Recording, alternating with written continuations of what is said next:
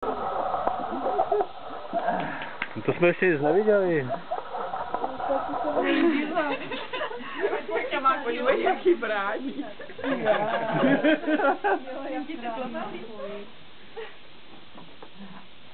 Co to vyváděli s maminkou? Dali mě hobla. Tak dáme hobla Paulince? Ty taky hobla? O Ivanku. Pořádně. Nebo s Ivankou o pjase? Ne. Tak pojď, Pavlík. Nechceš? Ne. Blbý nápady to. Teď tatínka nemá, tak si ji musím uvažovat.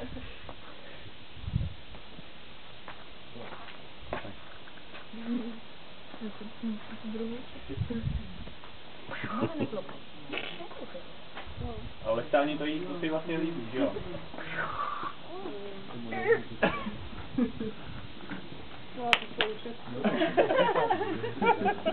Pravdě tam to barví ještě moc? Aby to nevypadalo, že to není. Pavlík, dáš si ten banán?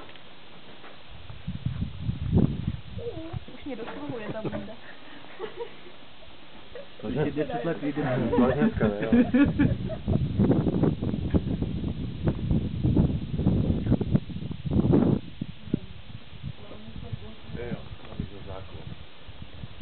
Dostala Pavlinka od otce.